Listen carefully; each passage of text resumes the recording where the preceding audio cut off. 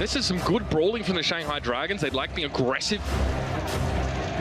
San Francisco, man, they are crushing this attack round now.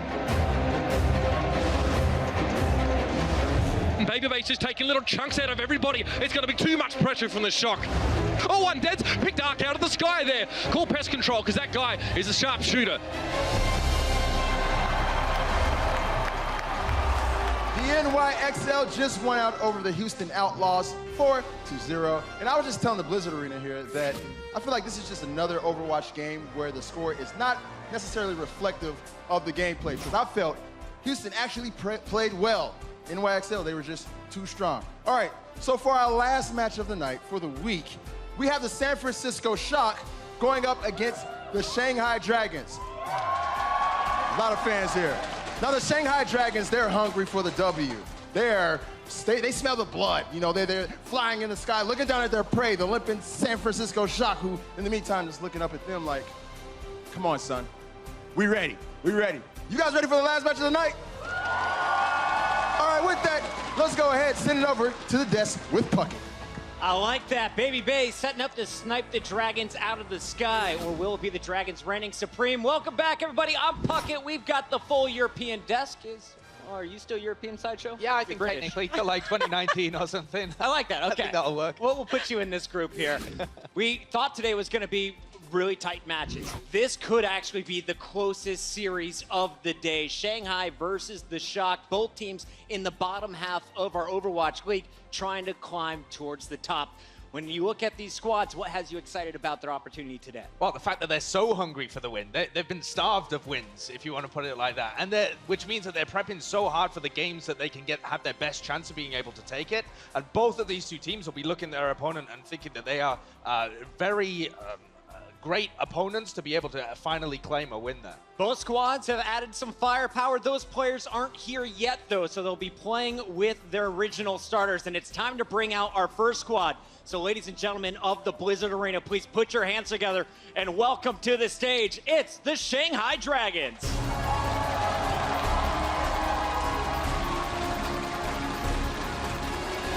You gotta love these guys. So many people in the crowd supporting them. They still don't have their win yet in the Overwatch League. Today could be the day against the San Francisco Shock. I'm talking from a pro player perspective, of course. Their former pro perspective, of course. I mean, this is a hard task for the Shanghai Dragons so far, but everyone is cheering on them on. I mean, just looking at the community, everyone on the internet is cheering for the Shanghai Dragons. Listening to the crowd, everyone is cheering for the Shanghai Dragons as well. So this might be the ones they grab the win. And you can just see how much pain it is every single time they lost. What is going to be that joy if they're able to pull off the victory today? Josh, looking at the numbers, this is almost a must-win scenario. It really is, because the strength of schedule only gets much more difficult for the Dragons going onwards. Unless they get the victory today, they could be staring down the barrel of a winless first half of the season. And then it doesn't even matter what their reinforcements do. How do you get back into playoffs there? This is where they have to turn it around. Yeah, but with those reinforcements, you might be looking at the long haul here. The ETA on the new players is, by the way, the second half of stage 1. So as soon as their schedule gets even harder, they will have the reinforcements to deal with it. All right, we'll take a look at the Dragons today. Keep your eyes on D. They are facing off against a very tough DPS duo, though, in the San Francisco Shock.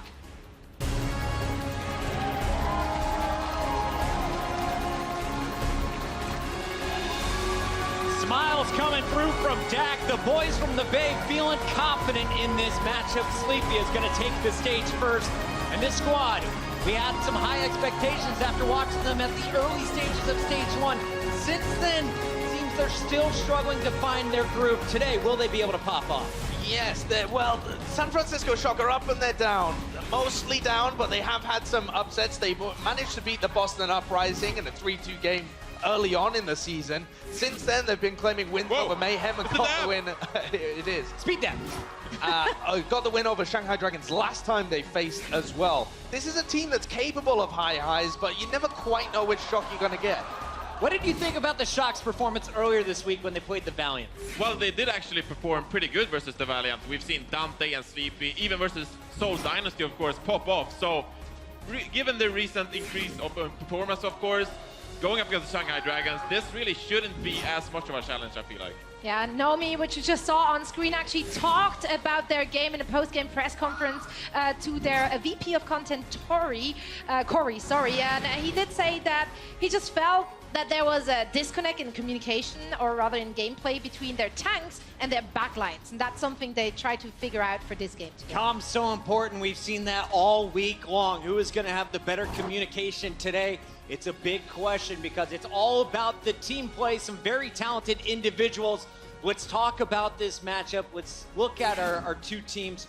Who do you compare first? When you look at these squads, who's going to have the biggest impact? Well, actually, I want to point out 5king on the side of Shanghai Dragons, because in the past, we've talked about the supports of the Shanghai Dragons not necessarily performing up to par with the rest. But looking at the stats from 5king on the Lucio so far in Stage 2, I mean, you see the league rank averages here. This is out of 15 Lucio players thus far, and there's some good numbers there on that page. So the supports of the Shanghai Dragons, they have stepped it up thus far in Stage 2. And so moving forward, I feel like they're just getting better. Yes, his tanks do take a lot of damage, so that's why he's potentially getting a lot more healing done. But the deaths is surprising to me, because you would expect for a team that hasn't picked up any wins this season for their supports to just be getting blown apart. But they're actually not dying as much, so that's a positive that they can work on, I think. All right, keep your eyes on the support. We saw how impactful they could be for that New York squad that just walked away with the win after some great play from Arc. Let's talk about the Dragons here. We know what we're getting out of 5king on the Lucio. What's the game plan for dealing with the DPS duo for the Shock, though? Well, unfortunately, they were a little bit tight-lipped about the whole thing. I did ask for the game plan coming into this week on a Monday, I believe, and the Shanghai Dragons were like, well, we're not going to tell you, but they did say that the DPS is what they will be focusing on. They do acknowledge that the DPS from the San Francisco Shock are incredibly strong, and this is something they made adjustments to deal with this. So let's see how that goes. Johnny, you mentioned that in the matchup against the Valiant, the Shock looked pretty good. At times, it was really close in this series. If they're going to walk away with a clean victory, if they're going to catch up on the map count, how does the Shock get a 4-0? Who steps up? Well, Baby Bay is a solid performer, right? But I'm going to point out Dante again, because I feel like his Tracer play has really been so much better throughout Stage 2.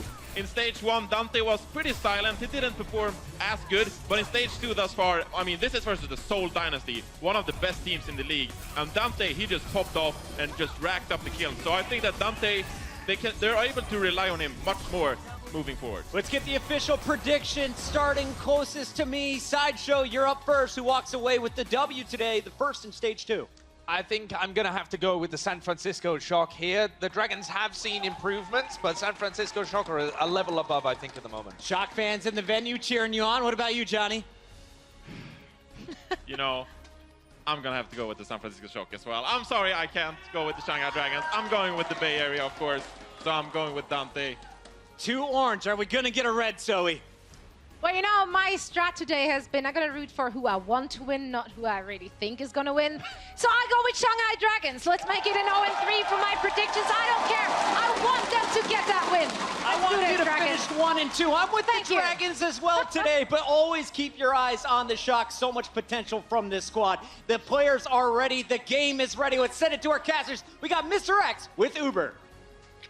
Thank you very much. Yeah, sorry, we crossed past Monty and Dolls. They came out and they also challenged us because we hadn't had a chance to do it today. I actually like lemons, so I mean, we have Vegemite in Australia, so I mean, this is they'll not eat really just about anything. It's not really a big deal, but we're gonna chew on these. I'm gonna enjoy these in the interim. But Matt, of course, you've already had most of yours. Let's discuss this match a little bit, or perhaps you do it while I eat my lemon. Yeah, that's fine. I know Shanghai trying to get their first win of the season. The Shock did look better in their match earlier this week. We'll see if Shanghai, though, can come up with a big win. See the maps that we played in this series, man. You are just going at that right now. As I do agree with Sideshow. I think this is the Shanghai Dragons' best opportunity to get a win, you know, in the next few games. Right, they have some very tough opponents coming up. I believe they have like Seoul Dynasty, NYXL coming up later in this stage, where this one would be the one to get.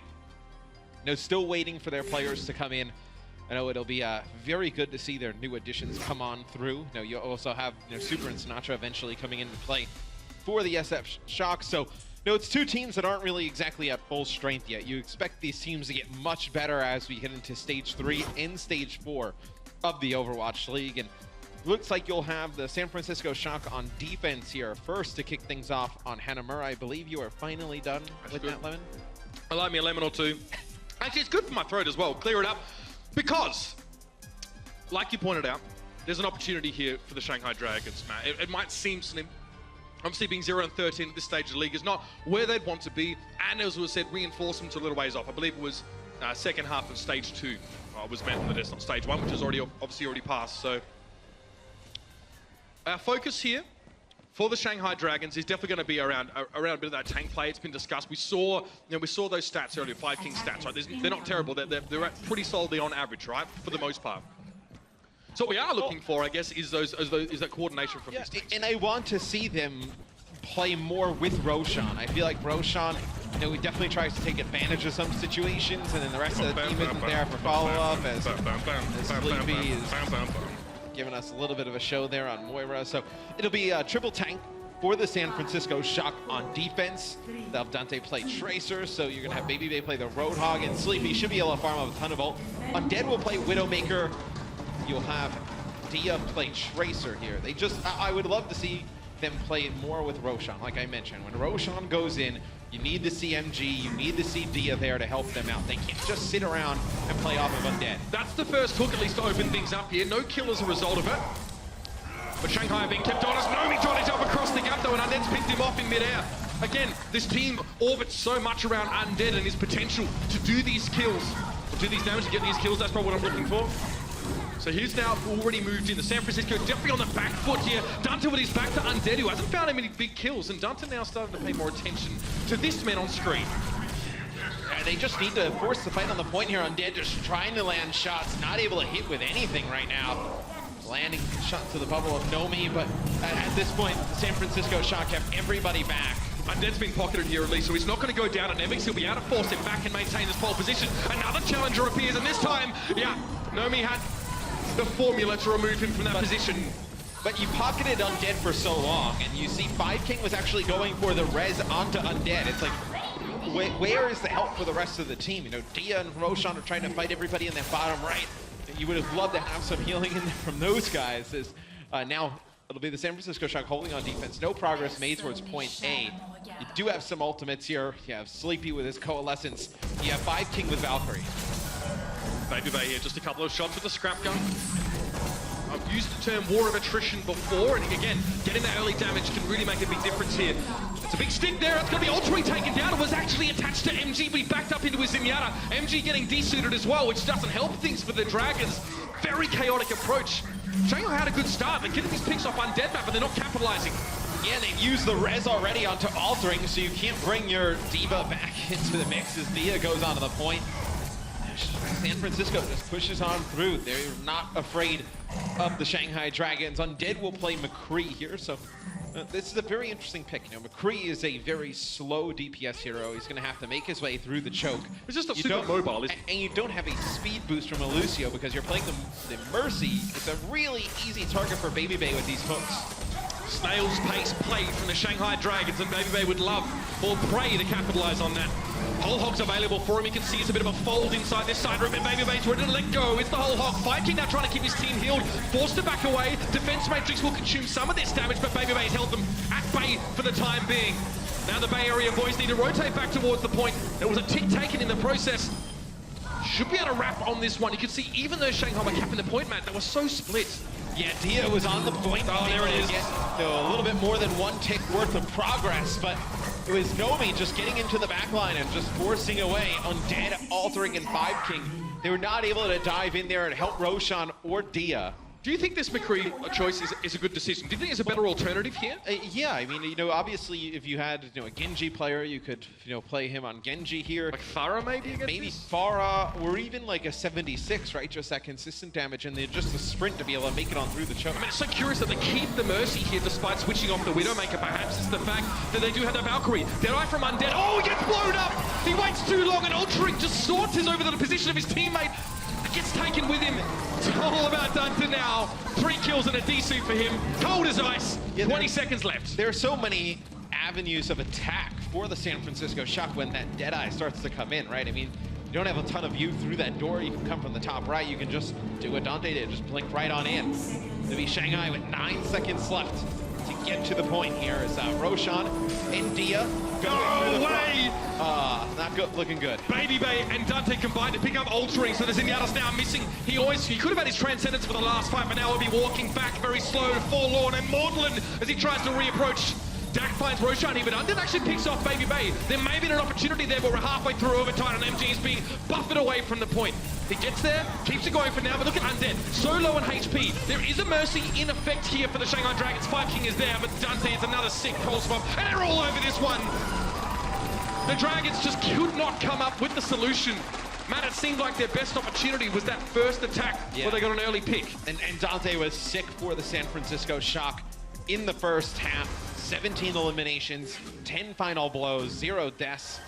We can take a look. This is the pulse bomb coming right on top. I mean, everything's been thrown at Undead there as well. The Coalescence even giving him a bit of a tickle, trying to trim that beard a bit down. But even right there towards the end, right? They use their Valkyrie, and Dia and Roshan push in onto the point, and they use that entire Valkyrie to just kind of pocket Undead at the front gate.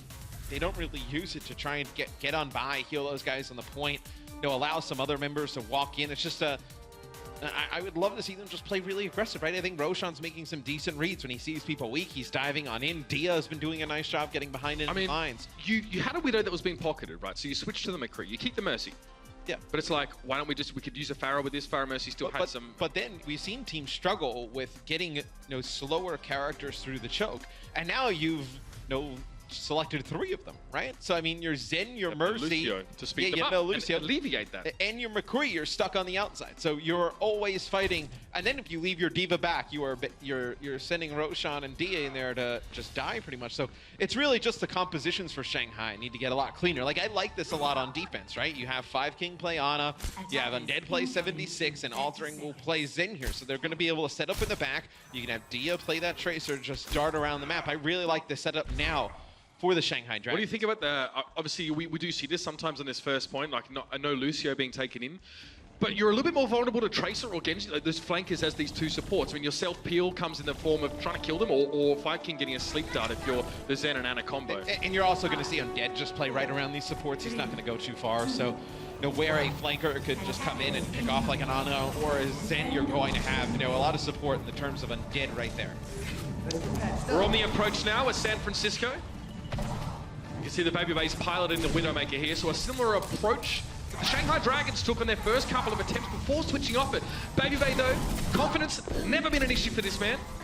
You definitely need the right mindset, Matt, to play aggressive as this Widow. Yeah, and you see the stats there for Dante versus Dia. I don't think you can kind of pin that all on Dia. He's just trying to play his game, getting aggressive, but nobody there with him. It's going to be 2 kills here for the San Francisco Shock. Could be over. 3. This is not looking good for Shanghai early. Altering and Undead already cut to ribbons, and there's only a couple of players. A token resistance from the Shanghai Dragons on this point. MG's been removed. Dia can't do much. The Shanghai Dragons getting absolutely clobbered. And that's it, ladies and gentlemen. I'm afraid to say it, the Shanghai Dragons yet to stoke the flames. And it wasn't close. It was not a close map at all there, Matt.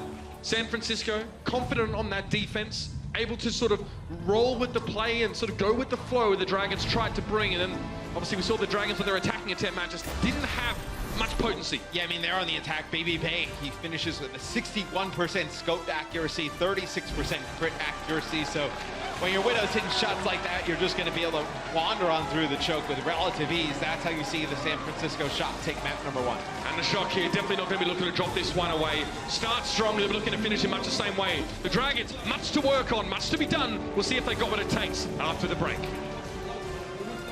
The Overwatch League is brought to you by Omen by HP, the official PC and display of the Overwatch League.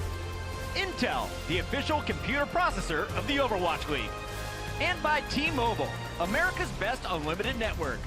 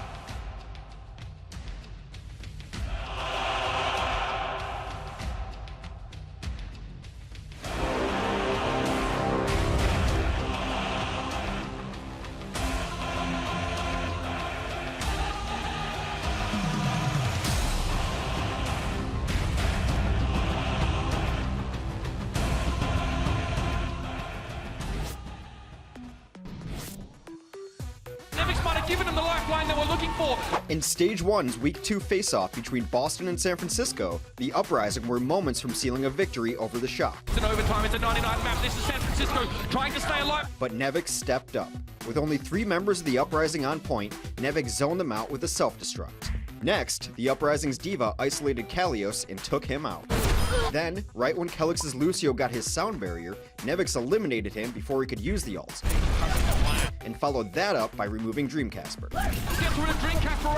The Shock flipped the point and won the next round to take the match. San Francisco's Shock, you better believe they've done it! That right there was the turning point where Nevix and the San Francisco Shock turned a sour moment into something sweet. Presented by Sour Patch Kids Candy. Welcome back, ladies and gentlemen. That was actually quite the fun game. We had the pleasure of calling that one in that previous stage. A match that, you know, we saw how strong Boston were looking, but San Francisco managed to pip them to the post. Somehow, though, I have a feeling that San Francisco won't have nearly as much problems with this next few maps. I reckon they're looking much better in this series today. Well, look, I think San Francisco is an interesting team. They're like a team of up and down, right? Where, you know, sometimes they play... Sour and sweet. Yeah, you know, sometimes they're playing at like an insanely, you know, high level and you're extremely impressed, and sometimes they just come out really flat in these games. Today, it seems like they come into this game extremely confident. So Free Feel will come in for the Shanghai Dragons. On this next map, he will come in for 5 King. So 5 King, your Lucio specialist, so to speak, will go out for this map. Watching that previous map and seeing how Shanghai were trying to set up on their attacking side, I think it became quite clear to us, Matt, just how much emphasis is put on Undead on the Shanghai Dragons roster in terms of how much resources are being dedicated to this individual to try and get him to really pick up these frags. Yeah, I mean, they dedicated so many ultimates to just try and keep him alive at the front, you know, playing that McCree or whether it was Widowmaker, and he's just not able to pick up those kills. I would like to see them just play a little bit more of a team-oriented game, because, you know, Roshan and Dia. Dia's getting people weak, Roshan's diving in, but, you know, those players are getting weak, have the luxury of their supports being right there. There's no support for those guys. There's not that other secondary DPS player going in as well. Or even if you're not going to play the Widow or if you're not going to play Widowmaker and you don't really have a Genji on your team, you most likely just go to 76 there. And again, you know, when we look at how DPS duos work together, I feel like London are a great example of a team that makes this work. The 1-2 punch. In maps where we do have McCree and Tracer, like we saw just now from Shanghai, McCree gets that early damage, Tracer knocks it down. It's it's a sort of hammer and anvil, but we kind of just see Undead sort of peeking, getting a couple picks, and then it's all sort of damages being healed up over time. Dia's not in position to capitalize of it. So we're looking here for the Shanghai Dragons to find a bit more of that cohesion, to work a little bit more, interweave the damage at the very least with one another. All that damage is just getting healed right back up. You're giving the other team support ults. It's not resulting in great play here. So it'll be San Francisco Shock. They'll have Dante play Pharah, BabyBay will play 76. So you usually see BabyBay play the Pharah, but because 76 is pretty good in this meta, at least what we've seen thus far, you'll have BabyBay play that 76. It's so solid here as well. Incredibly strong. So Dante on that Pharah. Again, a couple of warning shots towards that right-hand side just to make sure that Shanghai can't sneak a Tracer in up behind them, just like this. It's kind of what they're trying to avoid. Dia realizes he has to back out pretty quickly after his initial foray. Some rockets being pelted down here by Dante. It will be the shot getting the point. Roshan trying to make his way on. Not working. No, Dia trying to focus from behind. That's going to be Roshan falling on the point. So Roshan is actually on the point alone, trying to contest it for Shanghai. And MG looks like backed out a little bit, and then they just kind of left. Once they realize Roshan's alone as Orisa on the point, they just jump him right away. This is a really interesting setup here for the San Francisco Shock. BabyBay controls the left side of the room, and we usually see Dante on the right side. So they're kind of holding these two back corners, and then they're letting their tanks fight on the points. And Nomi and Nevix are there, and they're trying to combine the DPS in a crossfire. Yeah, now we have Shanghai switching off the 76 right away to go to McCree, which is definitely odd because, McCree, obviously, we can mention on Hanamura, a little bit of a slower hero, not as much mobility. There's a lot of things that could pull that McCree off the side, and then, he's not going to be able to dodge those far rockets as easy. It'll be BabyBay picking up attack by the timing. It's so perfect, Matt. The Diva just gets desuited, and BabyBay can go nuts here with a tactical visor. Unfortunately for him, not many of the Dragons were peeking by that point, but that was well put together. They're able to hold on to the point for now. It's going to be 56% in ticking for the San Francisco Shock. As Sleepy, they push him into the choke. He's able to pick up some kills. BabyBay putting down some more damage, trying to build up towards another attack visor here. They will have both support ults. Oh, that's Dia, big! though, with a big pulse bomb taking out both supports. That's huge. Shanghai needs to go now. I was just about to ask you, Matt, how is Shanghai going to get back in after the door's been shut in their face? And I guess I had my question answered for me. Undead's now able to capitalize on the extra space that's been brought and take down Dante. They pressure forward now. Nomi looking worse for wear. San Francisco definitely have to give the point up after that. We'll see Shanghai get control here. They do have a Transcendence to use. See if they get a little bit aggressive off of this. They have Nomi in a very difficult spot. He's getting healed up by Dak, but they should be able to. Okay, so Dak ends up dying during that engagement. Now, Nomi just trying to stay alive here. It's going to be a pulse bomb. Dia lands onto BabyBay, so Nomi's going to try and back up as far as he can. He does take out Dia. Not ideal, because now you're going to have to wait for Dia to come up the spawn. So this is where he picked up both supports. Dia there knows he had to find something, and he gets that stick. And obviously, that whole passage of play, that whole 45 seconds of staggered kills was as a result of Dia getting that pulse bomb. Good way to open things up. Undead, what a beautiful angle. Dante had no idea where that be coming from. The faint red glow of the McCree channeling Deadeye obviously was a little bit too obscure for him to spot out. It's a 1-for-1 trade in this fight, with MG having fallen to Sleepy. Now the Transcendence has been committed to the fight, but Roshan doesn't really seem to mind. He's been able to get Nevix desuited, and MG's brought back, so the Diva advantage rests with the Shanghai Dragons. And a flash sets up a nice kill there for Undead to remove BabyBay in short shrift, and that'll be another one. Now they're starting to get rolling. That's a big Deadeye from Undead. Both support ults used there for the San Francisco Shock. Roshan does a nice job with Primal Rage, though, able to put down enough damage to stand on through that. Nevix will have a self-destruct. BabyBay will switch to McCree now, so you're going to get Dak with being able to pocket him, a lot like how you're seeing on the other side with altering to Undead. They'll put down some extra damage on the McCree, and Dante will play the Tracer here. Look how quickly Roshan jumped back when he saw BabyBay emerge on that McCree. The flashbang can cause problems now. For Roshan, he needs to be a little bit more careful the way he jumps in. BabyBay, you see, he does get the flash there, but BabyBay's quite low. Quick burst healing, they're still trying to focus down this McCree, but he's got himself an Orb of Harmony. Very difficult to remove him from the fight, so instead, the Shanghai Dragons look for other targets. Nomi and Dak, namely, were the ones that were focused after the fact. Now, Dia just needs to dodge around a little bit. The recall was used. Could have put him in danger, but he had a dash charge left to get on inside, and they've got it! The Shanghai Dragons take the first stage here on Nepal. Nevix had to go to the point to contest. Undead with a Deadeye there, able to zone some players off. Shanghai will take our first round on Nepal. Can they do it again? No, a map win here would be huge. They have been in fairness, when they haven't been performing great, it seems like, you know, towards the end of stage 1, they really started to pick it up. Sure. And then things didn't really seem great here at the beginning of stage 2. You know, maybe they're on that upward ascent, you know, towards the end of, towards the middle of this stage like they did in the previous one. They have been pretty competitive on control maps, so we have seen them, they'll put up a good fight. When it just comes down to these raw, just engagements, really mechanical games. And it's almost like that double kill pulse bomb from Dia was what catalyzed that entire round for the Shanghai Dragons. The Shock couldn't get themselves back in control. It seems as if they were just completely staggered and kind of reeling for the entire round. But now as we head back in, Babybay switched back to that 76, and he realizes he's going to be dealing with the McCree again, but Sleepy deals with it for his compatriot. And a point like this, I feel like you need Lucio more than any other, because look, the Shock have that Lucio speed boost. They get right up to the point where Shanghai gets caught in that awkward area by the statues in the middle of, you know, going up the stairs to the point or going back by your initial choke. They get caught in that awkward position, you know, out in the open. They just get You saw picked that apart. Ultring went to try and resurrect Undead, but the San Francisco Shock had the speed boost and they just steamrolled over the top of him. Again, that focus on keeping Undead in the game, in this case, was Ultring's undoing. So let's see how Shanghai decides to attack this, because you don't have that Lucio speed boost like we mentioned to get on in, give some support to Roshan and Dia. Really playing around this Mercy. They get Dante though, that's big. Roshan, see, in those type of situations, he's smart. He's able to take advantage of Dante being a little bit out of the way. They're able to get those first picks. Sleepy's sitting back here as well. He's got the Discord Orb stuck to Undead, and he's not moving it for the time being. Babybay gets bowled over by Dia, though. Sleepy's position's about to get assailed. Yeah, he's going to fall. Drop down as MG there, really starting to do the cleanup quite nicely. Nomi's still present. MG desuited, but is able to get back in after just some furious flurries from the Bunny Blaster.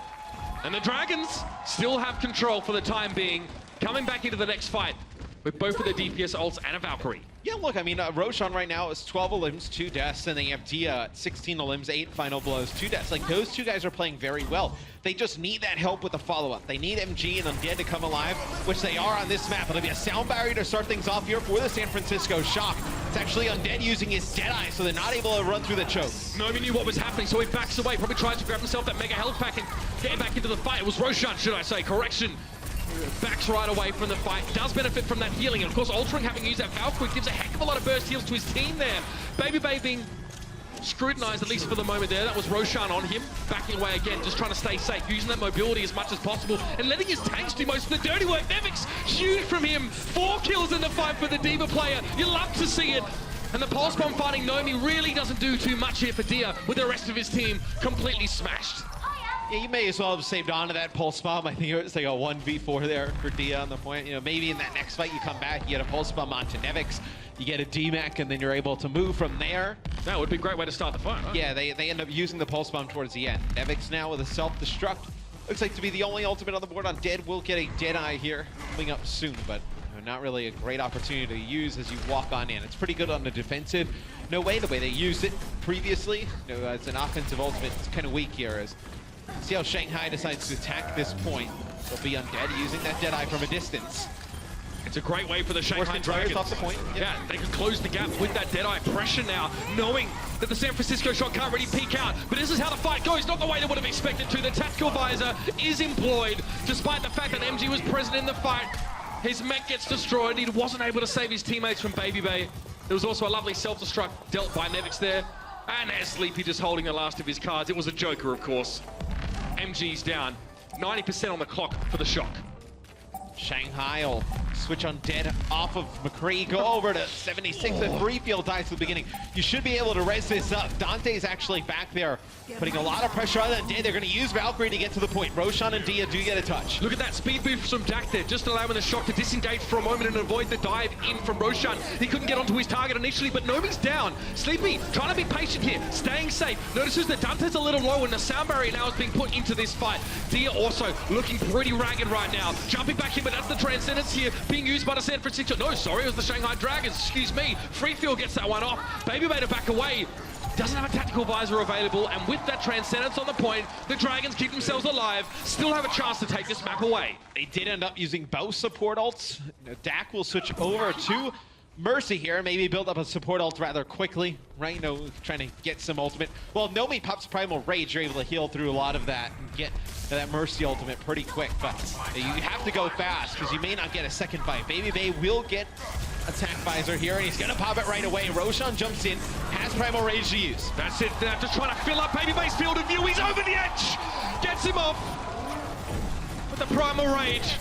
Frustrating for BabyBay. There was nothing you could have done there. Really hard to work around the Winston. Nomi's brought back into the fray, though. Dax switching over towards the Mercy here, deciding having that second bite at the apple might be what the Shock need to stay around in these fights. Now that Sleepy's transcended, there's Nomi going in for that Primal Rage kill. Diaz kind of looking like he's out at sea right now.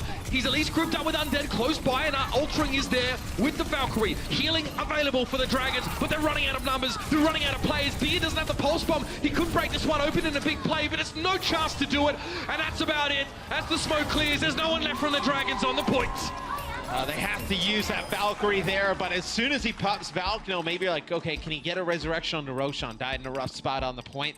Roshan actually spawns up there just like a few seconds later, so you're not able to get a res off onto Roshan. You had MG not in his mech anymore on D.Va, so you didn't have any big bodies on the point to withstand on through.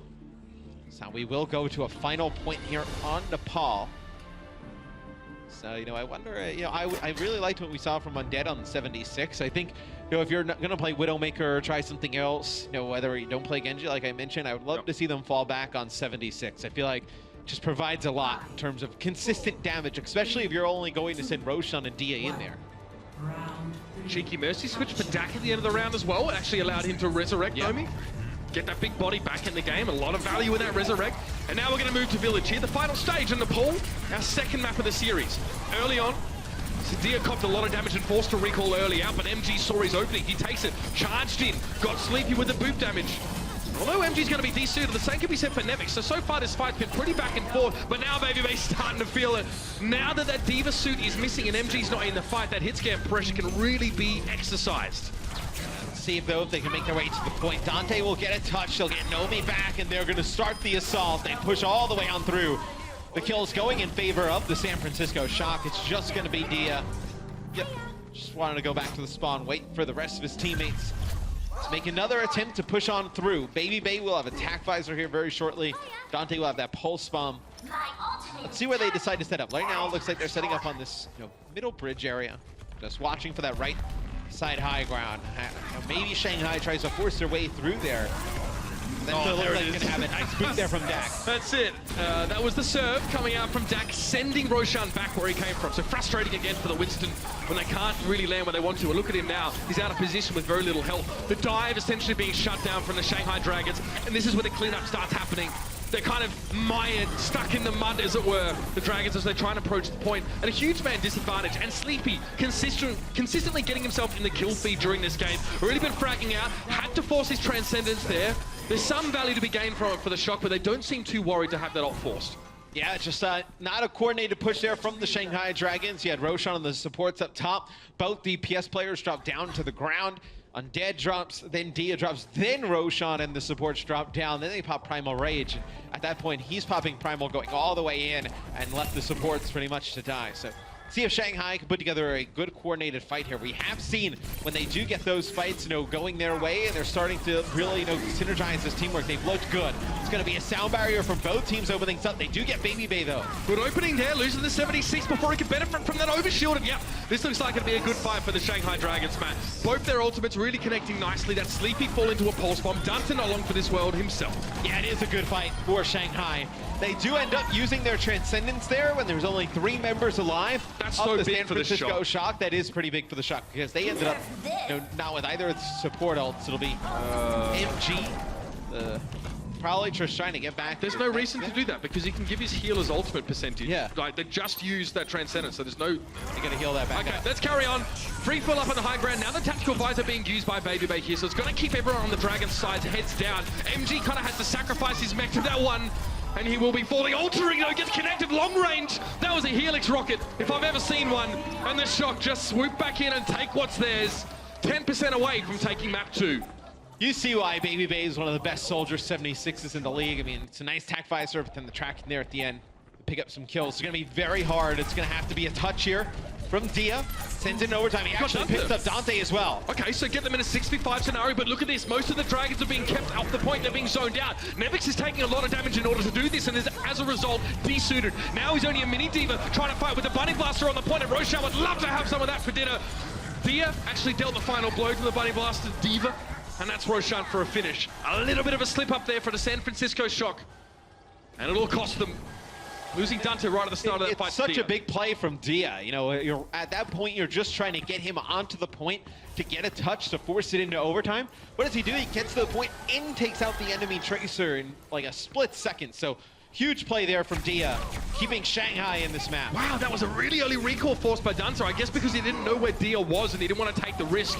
Dia, in the meantime, just kills Nomi. Now Dia's starting to wake up. That Tracer's starting to really have an impact on this map. Dante just trying to piece out, play it safe. Now he's forced Dia's recall. That's so important. Dia has dash charges, so he gets him. No, the Hell Pack was taken before. Dante took it before Dia had a chance to go and get it, and that's allowed him to get the 1v1 victory. Dia, he made the incorrect assumption and it cost him. They will have a Valkyrie here, though, Shanghai. If they can stay alive for a few seconds, it'll be Baby Bay using the Tac Visor. It'll be altering, using the Valkyrie, getting up in the sky.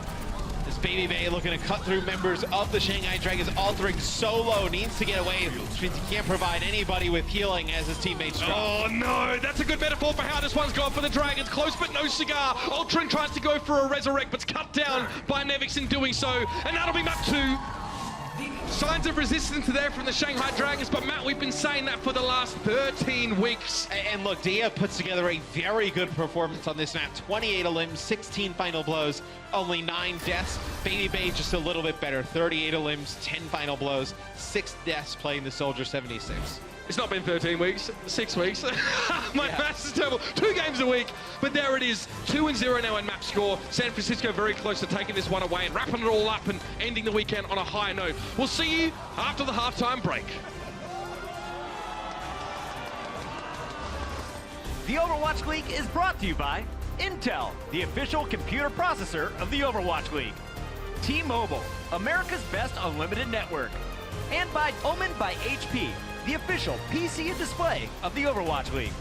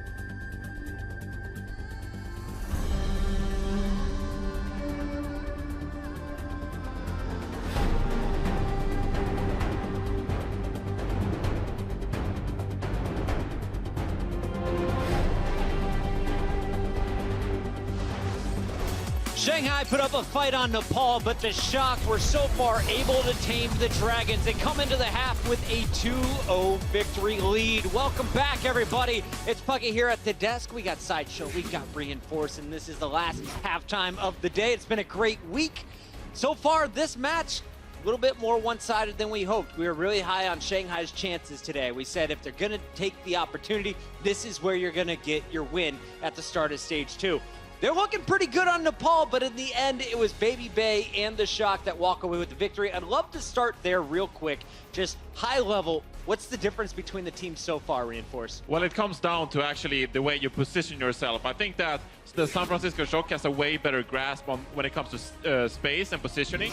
So that allows Baby Bay to have so much room to actually deal so much damage. On the side of the Shanghai Dragons, of course, Undead has to make the space for himself. We saw him pop off on McCree, but that's just really when he walks forward himself and gets into the back line. And when we look at Baby Bay, it all started back on Hanamura. We saw him with the Roadhog for a little bit, the Widowmaker. I feel like, guys, the hit scan's where you got to keep this man, right? Yeah, for sure. And that makes San Francisco Shock very predictable as well. You know that Baby Bay is going to be running the hit scan, the Soldier 76 or the Widowmaker. And most teams will play into that by trying to get in your face. Like Johnny was talking about space. You want to try and deny space by playing a Genji Tracer or something like this and being very aggressive and closing up all of that room. But unfortunately, Shanghai Dragons just don't play that. They like the same kind of style. So we're stuck in a system where it's just who can execute the long-range hit scan and a tracer composition the best. At the moment, it's been San Francisco. I was going to say, the numbers say it's all San Fran, but how close is this matchup in your eyes? How far behind is Shanghai in the first half, at least? Nepal, they did have some clutch moments. Dia came out with a pulse bomb that caught 2 people, and then they were able to roll that forwards. I think San Francisco Shock still struggle with being able to come back into points occasionally, which makes Control a pretty good matchup stylistically for the Shanghai Dragons, but there were so many mistakes as well. The Transcendence that was popped, and then empty Fat Fingers his ult, and these kind of things roll forwards, and they create snowballs that Shanghai Dragons can't quite dig themselves out of. It's kind of frustrating to watch because you know they have to be really frustrated. A Fat Finger, unacceptable at the Overwatch League, but it's not the first one we've seen. Shout out to Kusto. Let's keep this one going here, Reinforce. We talked about Baby Bay. What is his counterpart, Dante, doing on that Tracer so far? Well, he's just going ham thus far. I actually want to give a shout out to Dio, of course, on the Tracer, because he actually shut him down occasionally. But especially on Hanamura, I mean, it was the Dante showed and he just popped off and wasn't really shut down by anyone on the side of Shanghai Dragons. We gave some praise to Jonak before, of course, because on Senyara, he just went nuts. But here it is the opposite, and it's the Tracer dominating the Sen duel. It just looks so frustrating to be Shanghai, stuck at those gates. You have Dante just poking out, getting a kill and getting out of there. Game 1 goes to the Shock. Nepal, we mentioned, though, was much closer. We're going to take a look back at some of the best moments. This is the closest game so far for Shanghai, and if they're going to win in the second half, you need to keep making these key plays. But Nevix was a name we heard over and over again on Nepal. Here's a look at some of the early stages. What did we see from both squads, and what, I guess, are the positives to take away from this game? Well, I actually kind of like that Shanghai Dragons were pulling out the Mercy and the McCree, because these are some of the best heroes that Shanghai Dragons have showed in the past, because they just pocket Undead and they let Undead go ham. So I actually didn't like to see them swap away and prefer the Soldier on the rest of the stages, of course, on Nepal.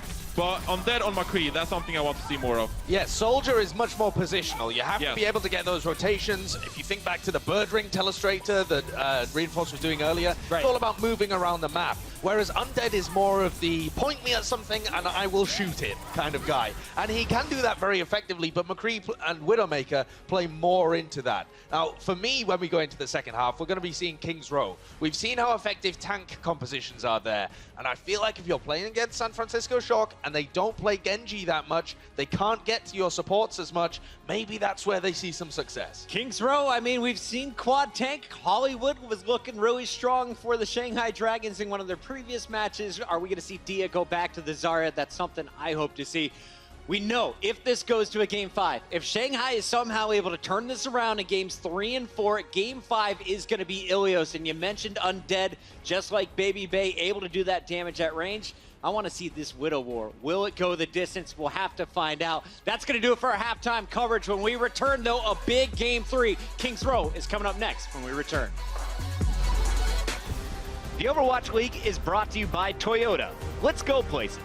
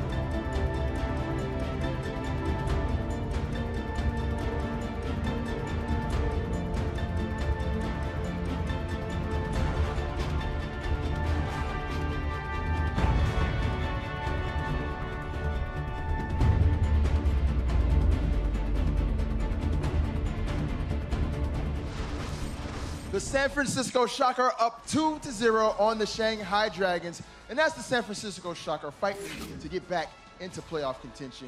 You can be certain they are definitely going for the clean sweep. Will the Shanghai Dragons pull off the reverse sweep? Let's find out and send it back to our casters, Uber and Mr. X. Malik, I guess you're like down, where are you? Down there. Hey, yeah, what's up, fam? Thank you very much. Yes, let's jump back into this one. 2 maps already down. Probably only 2 to go at this stage. I would say a way to get your first win would be a reverse sweep. Right. That would be a That would pretty be epic pretty way. sick, yeah. I would count it as 2 wins, but it's, yeah, a 0-13 scoreline might not be the lucky one. Maybe we need to wait until maybe we get that 0-14 or something a little bit different. But sometimes it's just some fights they look really good, and then the next fight they come in and it's like one support alt user in a bad spot, or just like it's just those little mistakes they still haven't fixed. And I mean, look, if you guys. We can't pull any punches on this kind of stuff as well. We need to obviously have a look and see what these things happen and call them out if they're incorrect. 5 King is going to come in for free field. There were a couple of questionable ultimates from the Dragons in that earlier round there as well. We saw a self-destruct that didn't make a lot of sense. There was a Transcendence just prior to that. So just a couple things. Tighten up these nuts and bolts. They're close. That's they're right. really close. But we say that every week. Yeah, but I know. It's just trying to give some faith in Well, there is hope. There is hope, because these players are good. I'm just saying, it's like, there are sort of 2 levels I like to think the teams sort of compete on in the Overwatch League. There's a fundamental level, and then there's that tactical level. There's that mechanical level. We can put it like that. Right? Like mechanics and whatnot, they're right there with everybody. Yes. Like it's not a mechanical thing. It's just like in-game decision making and tactics where they fall just a little bit right now. But now that's you'd rather be in that situation than not have the mechanical skill to get by, right? You just wouldn't be here. You'd be like an analyst, right? You'd be an expert on the expert end, because you have the knowledge, but the execution's not there. Yeah. So this is why we see the Dragons always put up a decent show on those control point maps, because those fundamentals, they're pretty much there. A couple errors here and there, that's fine. But for the Shock, they looked pretty comfortable for the most part. I have to say, moments from Dia there as well. Getting that 1v1, win against Dante on the point and taking it back, that's all big. But now as we head to King's Row, this is a map as well where you very much need to think tactically as you approach these fights. It's very easy to get snowballed out. And the thing on the King's Row as well, you can have a lot of different compositions, whether it's on the offense or the defensive end. So you're going to have to see Shanghai make a lot of adjustments. Dante going back to his building roots there as Torbjorn. That's actually was Sleepy, so Sleepy was playing the door. It's a nice tactic here. Looks like a big old windwheel. It's like they're playing jump rope, I think. That's kind of cool. I haven't seen that. They have, well, the Orisa shield on top of the chalkboard, and they're just making it go a million miles an hour. As you see in the pregame, these players are extremely serious as they get ready. Very different approaches to the pregame for these two rosters. You see the Shocker, quite purposeful and deliberate as they set up here, and they're going to have a defensive Widowmaker, which is a lot of fun. So we're going to actually see a composition from the Shock that's going to force the Dragons to kind of get aggressive and get rid of this Junkrat and this Widow, who are going to be nice and protected. And what I want to see here is when Undead realizes that they have the Orisa barrier with the Widowmaker up top, it's a very difficult battle to win. You probably are going to have to switch off the Widowmaker. You're not going to have a lot of great sight lines, as it'll be a triple tank composition that comes in from the Shanghai Dragons. So we did cast them in a game on Hollywood where they used a triple tank play composition. I believe it was quad tank at the time, and they were able to roll right on through. They get onto the point now, they're getting very close to taking a tick. That's so clever. Sleepy put the Discord Orb on MG and then left Baby Bay to deal with him. Baby Bay was able to overcome that, of course, because he had the damage. Lovely. Roshan down. That's good thinking here from the Shock so far. They've actually weathered the storm quite nicely, and they've not given over a tick. So this is where it hurts when you don't have a Genji player, right? Because you don't want to play the Widowmaker here in this type of composition. It's a smart switch from Undead. But you go over to McCree, where McCree now is like even at a worse disadvantage than the Widowmaker was, right? Because now McCree doesn't have as long as firing range as the Widowmaker, and it makes it even harder. But I think the play would probably be here to have Roshan jump on top of Baby Bay and then let just make space. just let the other tanks deal with it on the point with Undead. Dante taking a big step back there. You can see that Nomi was hardly shifted by that first dive. However, it might be a free tick here to the Dragons. It is. So the San Francisco Shock are happy to give that one up here and just let it rip here. Riptide coming through, had to be used to get the D-suit on MG, but I think Dante's happy about that one. He keeps himself alive. They haven't given a second tick amongst all that commotion. And now Dante has so much room now. Like, Undead only kills him by getting a couple of nice shots. It's probably not going to happen. He's out in the open. against Baby Bay and goes down. Look, we talk about this, man. The fundamental game, right? Shanghai have it, but picking McCree into a Widowmaker here and not making enough space for him to sort of stay alive is it's tough to see. I remember a game that we casted in stage 1 against the LA Gladiators for Shanghai versus LA. And it was the same type of thing. You remember that Surefour was sitting up top on the archers on the Widowmaker, and then they were running Hydration on Doomfist. And what did they do then, Shanghai? They actually switched from Widow off into McCree, and they weren't able to make any progress. So I wish McCree was the answer to every problem. As someone who plays him, it's just not. At least it doesn't seem that way. Nomi will use a supercharger here to give themselves a little bit more damage on the point. Roshan will get rid of that. It's going to be a Coalescence that comes through here from Altering. Oh, okay. It's a big pick, though. Undead gets a huge pick there on the Dante, so that's a lot of damage. He gets Dak in the process as well. Yeah, Undead actually getting himself in a great spot to pick these guys up, but Baby Bay's not done. Hit scan players having the most impact in this fight so far, and it may be that full-scale retreat. Altering almost falls to the Biotic Orb thrown out. No, it was sorry. It was a halt. It looked like an orb. So they could combo the grab with maybe it's going to be the Kree ultimate, the Deadeye here. But he's going to be a very easy target for Baby Bay. We can take a look at some of the shots. It's a fantastic shot there on a Roshan. Obviously, the benefit of the infra site here is how the fight gets going on the point. It's going to be 5King using his sound barrier as Dia is looking for a good spot to use this grab. Yeah, sets it up on the high ground and catches Dak, and Baby Bay's also there, but he's kind of obscured by the side of the building, so only the one kill from that one, but Dak and Nomi already fell to the Deadeye from Undead. So now that McCree getting some space, getting churned up, getting a bit fired up as well. Finally, it pays off. Fair bit of time shaved off the clock, in all honesty, though. But now Shanghai are on the move at least. Let's see how Undead open this up. And Undead has taken some very nice routes with this McCree. He's able to pick up 2. So just in that last push, right, he takes out Dante at the beginning. So that Dante has switched over to Tracer now. Baby Bay will play McCree. Now you have Nomi will play Reinhardt here. So maybe we'll have to see Shanghai make some changes to their comp, right? Because you have Roshan playing that Winston. Now it's really to kind of counter Baby Bay on the McCree. Now that there's not Baby Bay on the Widowmaker, now that he's McCree and you have some other heroes in the mix like Reinhardt, maybe you want to get a Reinhardt of your own here in the streets phase. Dragons now to set up. Pulse Bomb drop behind them. Dunford not able to find any lethal damage with it, and now backs away. The Coalescence is going to force the shock to give him a bit of ground here, but Dak gets caught up in the churning mist. He's down. Sleepy also falling. It's going to be a complete wipe. The San Francisco shock were not ready for that. A Reinhardt shield does not protect you from a blast like Altering. Yeah, Altering is played great here on Moira.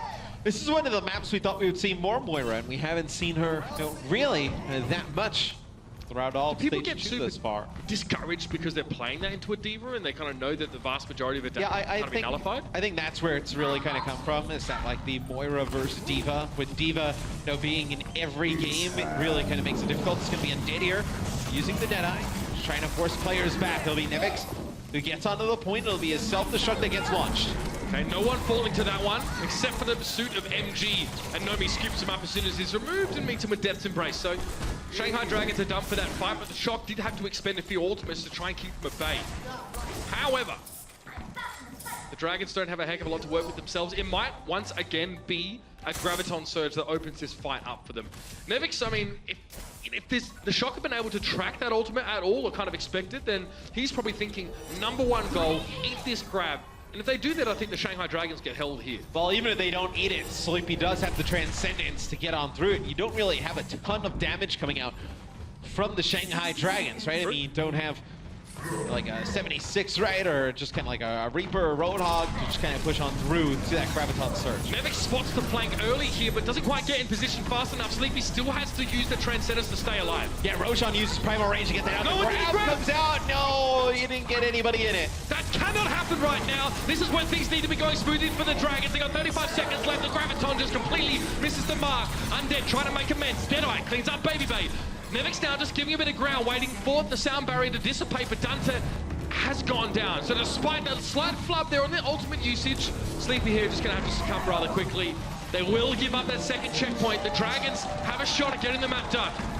Baby Bay will switch off to Widowmaker, and they'll have Dante play Junkrat here. So they're really trying to deny Undead a lot of space. He's been doing very well on the McCree. There's 64% weapon accuracy on McCree. That's pretty insane coming out from Undead. But now we know they're going to be able to spam around these corners. So, you know, with Dante playing Junkrat, he does fall at the hands of Undead, but he takes out Roshan the time being. And you're going to have Baby Bay at range who just switch over to Widow. Look at this. I mean, already at 80, Just chunking away. 90% to his ult. He's only, well, he's concerned obviously he's being dived by both MG and Roshan. If that happens though, the shot kind of probably feels like they can go in. Zarya's not great at peeling for a backline except outside of the shield that she uses, so Baby Bay doesn't mind getting dived on here, and you can see the Dante controlling space well, removing Undead. He is fully charged right now, he does demand respect. 71 HP, you can see the Shocker trying to remove the charged up Zarya from the map, and Baby Bay provides the kill. Yeah, they tried to speed up Undead playing the McCree using a Deadeye. They put a Zarya bubble on him as well, but as soon as it wore off and Dante had that infra sight, you were able to just spam the grenades around the corner, chunk him down pretty quick. Undead will go over to Widowmaker here. So we can take a look from Baby Bay's POV. The guy's played quite well switching over to Widowmaker. We know what he can do on these hit-scan heroes. Really nice. Again, he's got a lot of room to work. It's a big part of our playing Widow. Look at Roshan, he can't come forward anymore. A little bit of a tickle from Nomi would have ended his life. So very, very quickly, they bring the ambulance in, the Dragons, to keep their tanks up and healthy. Dante, has he been detected? He has, yeah, he's not going anywhere with that Riptire. MG actually kills him and his Riptire. That's a huge turnaround. Great flex tank play for the Shanghai Dragons, but Baby Bay, again, a factor. He's back in the mix. He's found 2 already. Dia's on the payload. And there's actually Undead on that Widowmaker, so Baby Bay might not be aware of where he's standing right now. It doesn't matter, Undead went down. Nomi made the right decision in clearing the Widowmaker off the high ground. That was Baby Bay's biggest threat. Now he can sit back, lean into this damage, and pretty much cover this one for the rest of the Shock, man. Yeah, Shanghai did make a decent amount of progress though here, Mitch. The cleanup kills should come in.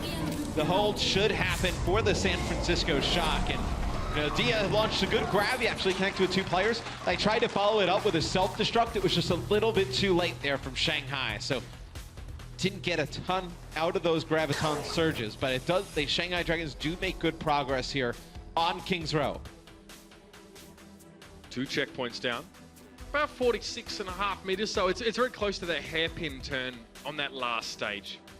If you don't recall it, we'll see it just before we jump back into the match here, but not terrible for the Dragons at all. It looked like they were going to be stopped on multiple occasions there. It seemed like it would come down to that one Graviton surge, but there was actually enough presence there from the Dragons to clean things up. And that's a good thing. When they come back in to that fight just before the second point, they manage their ultimates to such a degree that they've got a lot to work with. You can afford to make a mistake here and there. So for defense here for Shanghai, I think you need to be really careful. If Baby Bay comes out on the Widowmaker, what is your response? Are you going to play Orisa? Are you going to play Reinhardt? Do you want to play more like a dive? Be very difficult on the defensive end to play McCree. Like, where are you going to set up? Right now, that looks like what is going to happen. It'll be a Reinhardt D.Va combination. Can you play McCree against this? It'd be hard. Okay. I mean, especially if Dante, well, we don't know what Dante's going to play yet, right? I mean, he could play If they Hanzo. play Hanzo Widow, Undead's going to get smashed. It'd be very difficult for him to play against that double sniper combination. Yeah, I mean, we speak from this from a conceptual standpoint, of course, but Undead needs to be at least half of the range that Dante and Baby Bay have as their optimal ranges. Scatter arrow is really scary if he's trying to sort of stay safe. Then Dante could throw it in. It's also possible Dante just goes for a sonic arrow and checks the middle statue or the bus and then switches off. Again, McCree versus Widow is not a fun matchup. You have to keep his head down. Undead. I mean, maybe Dante just fires a sonic arrow, then goes over to Tracer or He whatnot. plays a Hanzo on Dorada. Yes, sure. Nevix eats up that Biotic Orb early on, denying ultimate percentage So away. he's going to play Pharah. This is going to be very hard because Undead is going to have to obviously, monitor where Baby Bay is. Doesn't want to get caught just kind of standing.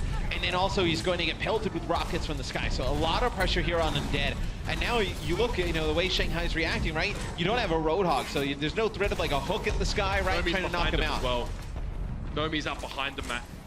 And it's tough, you're right. Undead has now got a lot of priorities. He's not sure where to go, but look, it just drops down. And he's going to have his jump available. That's really nice. Nice play for Nomi, so some discord in the ranks. Dante gets a chance to get some free damage. Definitely wants to connect a few more rockets here and not get taken down by MG. That would be less than ideal. But now the San Francisco Shock have been able to wrap around. They've got a lot of room, Matt. And Sleepy is up on the high ground, and he's going to be able to just discord all these players in the corner. Oh, that hurts. See, a nice rocket there, and then Nomi's right on top of it to finish it off. And now no one can kill Dante pretty much. He can just do whatever the heck he wants, and that's going to be get easy rocket damage, throw it straight into the mix of the Shanghai Dragons players. They can't even peek out of the Alderworth Hotel right now, Matt. That's just how dire this situation is. And Dante, by the time they do get out, will probably have a barrage ready, so he's hoping to get rid of MG's mech as soon as possible. Ultra gets cut down while he was using the Coalescence. That's so nasty. And Dante doesn't even have to use that Pharah ultimate. That's so big. They do end up using both support ults here, though, to take the point. The Shock will unlock point A. It's a really nice Pharah pick. I didn't expect that out of the Shock. Again, Dante doesn't have to just 1v1 Undead. We saw what happened. He hits a direct hit. Nomi immediately recognizes that there's a McCree, who, by the way, his only mobility is a short roll backwards. He just jumps on him and finishes him off. Well, it's really nice because, look, Baby Bay can play these angles, right? No, Undead's trying to put pressure on him from range. Who else is trying to get in his space? If you're not going to play a Winston, it's really on MG. Then MG can't use that defense matrix to eat up a lot of those rockets. So you just kind of chunk down Roshan's shield over time. And then, MG is getting weak, just going in, a little bit deeper than probably he would like. So, just time after time, you're just chunking these players down. And slowly, the Shock are just taking more space and getting in a better position. That's the barrage we're waiting for. So only the one Undead. Interesting, he trades a Deadeye out against a... his target was stationary, so he probably didn't need to use that. Perhaps he queued it up prior. It's a 1-for-1 regardless, and Ultra's been brought back into the fray, but Roshan's missing here. Graviton Surge. Nevix was playing off to the side and couldn't eat it up, and that's self-destruct gonna hurt. It's a 3K for MG. The classic Big Bang combo.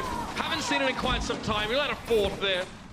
The Shanghai Dragons get some room. It was a heads-up play by Nomi. He actually did drop his Winston bubble right over the Graviton Surge because the self-destruct's right on the outside of it, but the guys on Shanghai, they were able to break up that Winston bubble rather quickly.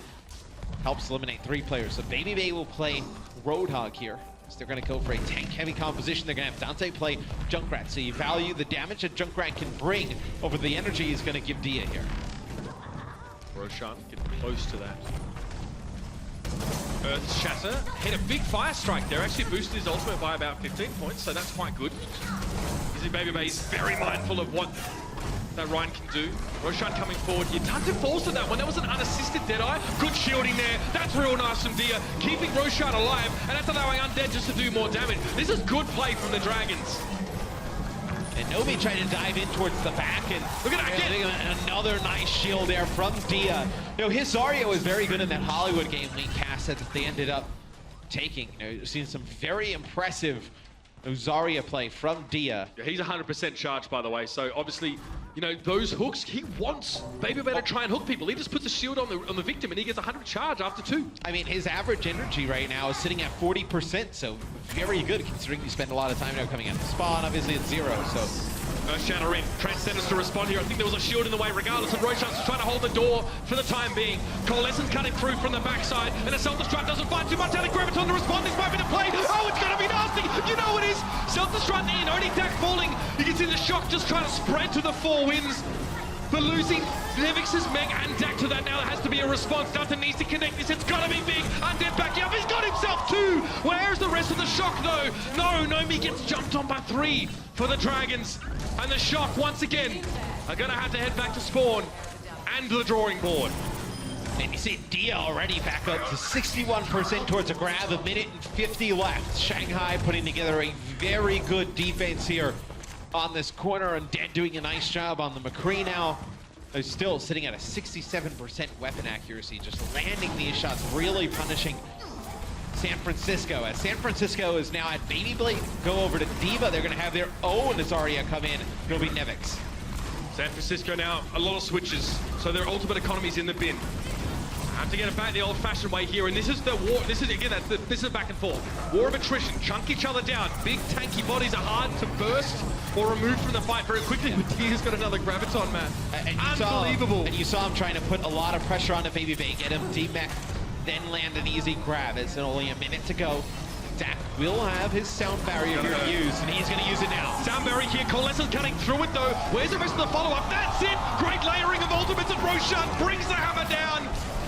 Valhalla would have been impressed with that one, but he actually doesn't get too much for it. He's a response, brief disengage, and now they're coming back forward. Dante gets rid of Undead with a Riptide, but he's brought back in the background. Nemix thinking about the Graviton. Where do I put this one? Get the most effect, and he doesn't really get anything out of it.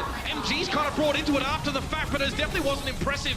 Definitely a little bit meh from him. It is going to be more. With only 30 seconds left in the round, they need to keep pressuring forward, but this is a good start. D is down. Undead is felled by Concussive Miner. Nomi's ready for the Earth Shatter of his life. Ready to deal with Roshan now. To pressure up. Roshan's knocked aside here, and it should be passage safe for the San Francisco Shock for the last stage of this map. Oh, and if there was any follow-up to Roshan's Earth Shatter, Shanghai probably takes this map. He lands a 4-man Earth Shatter, and they don't get anything out of it, and he ends up falling at the hands of Nomi. Oh man, if there's some follow-up there for Shanghai, they probably take this map. Now the payload is moving towards the box of victory here for San Francisco. It'll be a self-destruct that comes in with an Earth Shatter as well, and that's going to be 2. Nomi, Ultra 5 to get down there. The self-destruct didn't claim its target, but perhaps it just didn't have to. Coalescence now, bit of icing on the cake to remove MG from the picture. No more Baby Diva stalling available for the Zen. The Dragons now, the Shock to pressure for. They've got this one. They forced them back easily enough, or maybe it was something there before that second checkpoint. That was a glimmer of hope for the Dragons. That was not easy for the Shock. No, not at all. As see the guys from the Shock on the screen, they don't even look too happy with that map when Shanghai was right in their grasp, right before that second checkpoint was about to tick. The Shock just come up clutch though, and they will take the series, winning 3 maps. We'll see if Shanghai can get one on the board though. That's it. Tough times towards the end there. Very, very difficult for the Shanghai Dragons to get back to the payload after getting wiped right outside the checkpoint. That's the way the cookie crumbles here. We'll be back with our 4th map in just a few.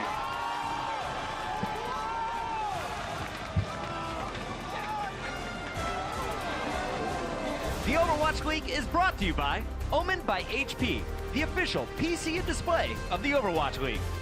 Intel, the official computer processor of the Overwatch League. And by T-Mobile, America's best unlimited network.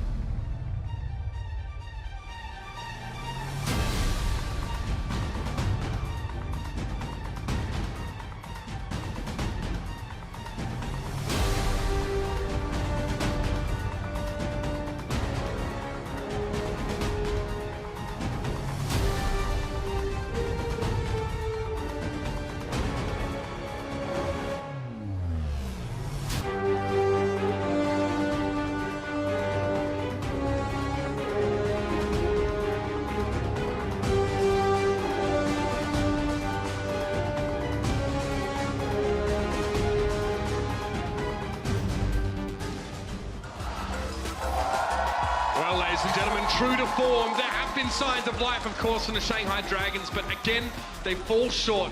Weren't able, obviously, to secure that third map, and it's going to be already 3-0 over to the San Francisco Shock, who have looked very, very good. And that's Philadelphia. There you go. That's right. Philadelphia left such an impression on all of us now that we want to see them play again. All our graphics, we're just going to leave them there, guys. You're just going to have to interpret from the faces now. You should know these players well enough by now. Yeah. Yeah, so, yeah, tough one. The Shock looking very, very good, though. Bringing in now the Widowmaker and the Junkrat combination, which is really interesting on a couple occasions here. Dia Zarya was very, very good, but ultimately not enough to show. Yeah, I thought Dia played a very good Zarya there. I thought Undead, we talked about them helping him a lot out earlier in this series, and it may end up hurting some of the other players. That time he played a very good McCree throughout that map. Difficult times for Roshan, though, as well. In terms of deaths, he was definitely dying about twice as often as his teammates in general, or each teammate, right? So a little bit difficult for him to really find a sort of a comfortable spot, but he had a massive Earth Shatter that probably would have been the map. It would have been a game. It would have been a game-winning Shatter if there's any follow-up there, without a doubt. I mean, he lands, as a 4-man Shatter. There's under a minute to go. You would have been able to take everybody out, and that would have been the game potentially there for the Shanghai Dragons. Unfortunately, doesn't happen. The Shock, they will take Kings Row as well. You saw they're up 3-0 in our series. We'll see if Shanghai can get a map on the board here. Again, a map where we expect to see some Widowmaker in general. So both of these two teams have sort of flaunted Widow players previously. Undead, of course, for the Dragons, and Baby Bay for the San Francisco Shock. A tough map, really, you can't really get away. I really feel like some of the best looks we've seen from the Dragons, and at least in this stage, is when they're playing that triple tank setup, where they're looking quite comfortable around it. They've got good coordination, generally, when it comes to setting up those big Wombo ults that we saw prior. Can't really do it here. Well, triple tank and even quad tank, I mean, for a lot of the people at home, you kind of, when you're playing competitive, that's a fairly easy strategy to just kind of coordinate it, right? Hey, let's get a bunch of tanks. Let's run it's to literally stand inside the Lucio circle that you can see. Stand in, yeah. Stand in the circle, run to the point. So you get a template. It's a fairly, a simple strategy, right? And I think it's one that, like, if you're a team that's struggling, in terms of putting together, really coordinated dives and such like that, it's one that's pretty viable to fall back on. Don't think it's extremely viable here on Gibraltar, right? There's just too much verticality that you have to contest. It always seems like the comp that murders, or the setup that kind of murders those competitions. The second stage in Kings Row works because there's not really verticality. It's fairly straight and close quarter affair, but the map of Gibraltar, ladies and gentlemen, is a very different beast. You can see here we have a lot of those causeways and high ground to be working with. Teams obviously can take their pick of how they'd like to approach things. Will Altering be the man? Will he be the one, the promised one, the chosen one? The one that we need but don't deserve to play that Widowmaker. To play Widowmaker, right? Oh, sorry, the Symmetra. I was like, Undead will definitely play Widow here. Okay, so we're going to see Dia play Genji. I like this. I think that it's something that they've lacked is they don't really have a Genji player, Shanghai. Right now, with the players they have here, Dia and Undead, primarily both hit scan players, so very difficult to play a projectile hero like Genji or even a Pharah. So they're going to have Dia play. Yep, that's a very nice shot that comes out there from Undead. They'll have Dia play Genji here because they want to contest Baby Bay on the high ground with not just Undead, so trying to take some pressure off Undead. So the double threat. Two things that Baby Bay should generally be a little bit concerned about. Same could be said, though, on the other side of things. Of course, Dust is piloting the Genji, which means that Undead, you can see, he doesn't want to commit to the high ground. He kind of wants to stay back until his cooldown on his grappling hook is over. There's Dia now. Who's he looking for? He has spotted Baby Bay in the back there. Altering can see his Wither, so giving him that little bit of healing. Sees Dak. Knows he can't break through Nomi, but he'll take some free ultimate percentage if that's what he's going to get. They have made decent progress on the payload, though, so they've made it underneath the bridge and around the corner. They're going to use their Valkyrie to get aggressive on the high ground. They're diving on a D.Va. Interestingly enough there, so they weren't looking for the backline, but Dak gets picked out by Undead regardless. Nevix now can return to the fray, but he'll just be desuited. Self-destruct, he'll want to try and jump back in if he possibly can, and Dia needs to wait. Will be a resuit for Nevix, so again, a lot of time being bought for the Shock. Yeah, both Widowmakers, they're in for side up.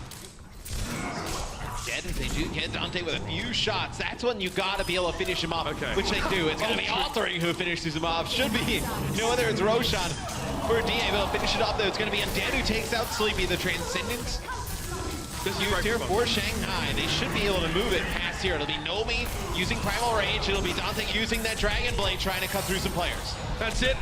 An aggressive play from Nomi there, trying to get on top of Undead, eventually proves to be his undoing. We can see that Babybay was juggling a lot of threats. He was dealing with a Winston close to him and the Widowmaker threat across the map. Well, Nomi shuts that down.